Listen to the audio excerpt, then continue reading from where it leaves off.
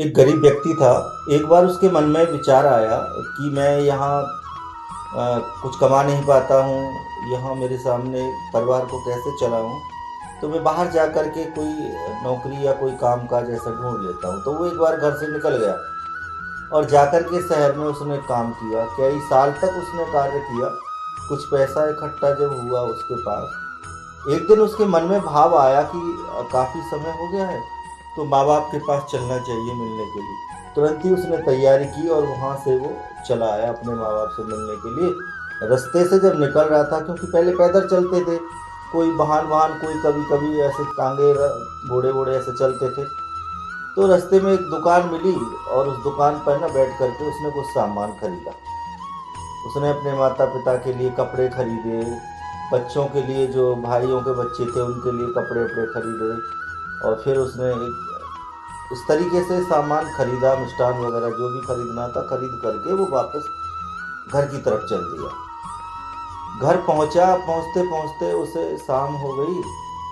घर पहुंचा तो पिताजी, माताजी, भैया, भाभी, बच्चे, भतीजों ने सब ने देखा, बड़े खुश हुए।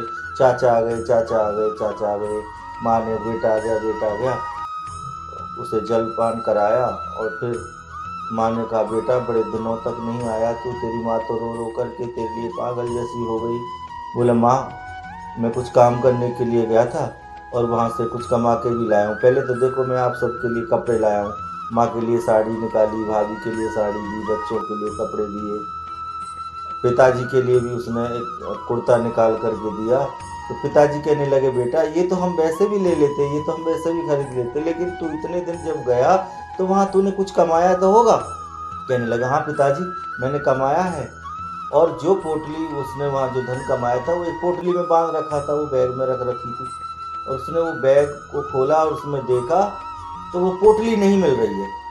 बार बार उस बैग को ढूंढ रहा है, बार बार ढूंढ रहा है, लेकिन वो पोटली नहीं मिल रही है। अब तो बड़ा पागल, बोला, पिताजी मैंने तो पैसा कमाया है, मैंने पोटली में रखा है। बोले, बेटा तो कहाँ जाएगी इस बैग में से, ध्यान कर तू।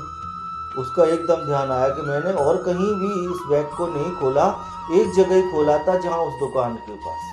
वो वापस दौड़ता हुआ फिर गया, उसी कस्बे में पहुंचा। बोला, सेठ जी मेरी जो आपसे सामान लिया था, यहाँ मेरे पैसे की है ना एक पोटली रह गई, वो देखिए आपकी दुकान पर होगी। सेठ जी बोले कि मेरी दुकान पे कोई पोटली नहीं रही, क्योंकि सेठ जी ने वो पोटली पहले ही खोल के देख ली थी, उसमें पैसा था। उनके मन में लालच आ गया तो उन्होंने वो मना कर दिया। अब वो वहां से आया और लौट रहा था, रास्ते में पागल जैसा हो गया, क्योंकि कई साल तक उसने धन कमाया, धन सब ऐसे ही चला गया उसके हाथ से। तो एक कुएं के पास जाकर के गिर पड़ा धड़ाम से। प्यास लग रही थी तो एक माता जी वहां से पानी लेकर के जा रही थी कुएं में से। तो इशारे से ऐसे कहने लगा कि माता जी मुझे पानी पिला दो।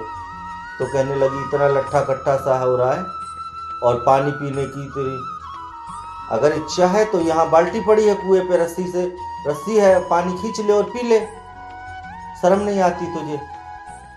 और वो माता जी वहां से चली गई। और वो थोड़ी देर बाद भी इतना व्याकुल हुआ कि उसने अपने प्राणों को वहीं त्याग दिया। कुछ समय तक उस सेठ के यहाँ कोई बालक नहीं हुआ।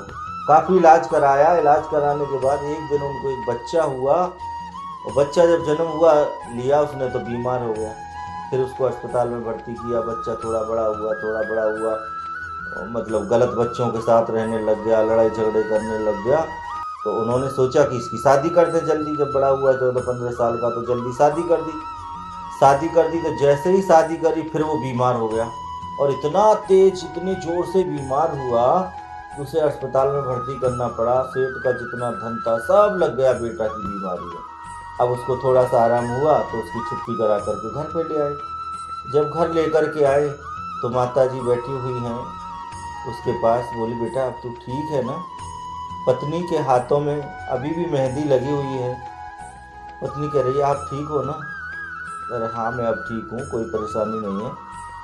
फिर उसने अपने पिता की तरफ देखा और आवाज लगाई, सेठ जी इधर आओ। पिता एकदम अचंभे में रह गए, ये क्या कह रहा है? आज तक जो पिता कहता था आज वो सेठ जी कह रहा है। बोला, क्या बात है, तेरा दिमाग सही है?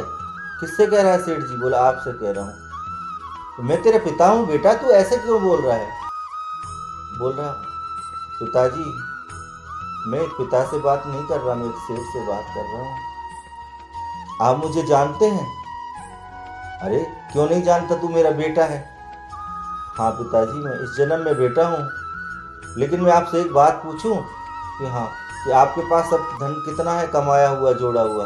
बोले बेटा मेरे पास कोई धन नहीं है, अब तो मेरे पास कर्ज और हो गया। बोले तो अब हमारी और आपकी राम राम, अब हम चलते हैं। कहाँ? कि अब हम चलते हैं, हमारा बुलावा आ गया, हम भगवान के धाम जा रहे हैं। लेकिन बेटा हमें ऐसे छोड़ करके और तूने ये सवाल क्यों मुझसे पूछा? कहने लगा पिताजी मैंने ये सवाल इसलिए पूछा, अगर आपको याद हो तो याद करिए, एक दिन मैं आपकी दुकान पर रात्रि के समय कुछ वस्त्र लेने आया था, तो मेरे धन की पोटली आपकी दुकान पर रह गई। आपके मन में लालच आ गया और आपने वो धन की पोटली रख ली, मुझे नहीं दी। मैं ऐसे ही चला गया और मेरे ऐसे ही प्राण निकल गए। उसको तुरंत याद आ गई, तो बोला पिताजी जो मेरा था वो मैंने चुक लिया, और वो मैंने अपना नहीं, उसकी ब्याज लगा करके मैंने आपसे वापस लिया। बोले बेटा चलो, मेरा तो ये कसूर था कि मैंने तेरा धन चुराया, तो उसकी सजा मुझे मिल गई, लेकिन इस बिटिया का क्या कसूर है जो उसके हाथों की मेहंदी भी नहीं छूटी, जैसे ही फेरे पड़े और तू बीमार हो गया। बोला पिताजी इसको प्यासी क्यों छोड़ के जा रहा है? बोला पिताजी एक बात कहूँ, ये जो पिछले जन्म में थी ना, एक माता थी और ये कुएं पे से पानी खींच रही थी। मैं इसके पास खड़ा होकर के बार बार, मुझे प्यास लगी थी, बार बार हाथ कर रहा था पानी जल पीने के लिए, और ये मेरी एक बात नहीं सुनी, मुझे कहने लगी तू लट्ठा गट्टा है, इतना मोटा ताजा हो रहा है, जल पी ले। इसने मुझे जल नहीं पिलाया और ये मुझे ऐसे ही छोड़ के चली गई, और मैं ऐसे ही प्यासा तड़पता हुआ मर गया। तो पिताजी मैं इसको भी ऐसे ही प्यासी तड़पती हुई छोड़ के जा रहा हूँ, इसका ये कसूर है। ये सत्यता है। आप जीवन में अगर किसी के साथ गलत करोगे तो परमात्मा के यहाँ न्याय है, अन्याय नहीं। इसी जीवन में आपके साथ हो जाएगा।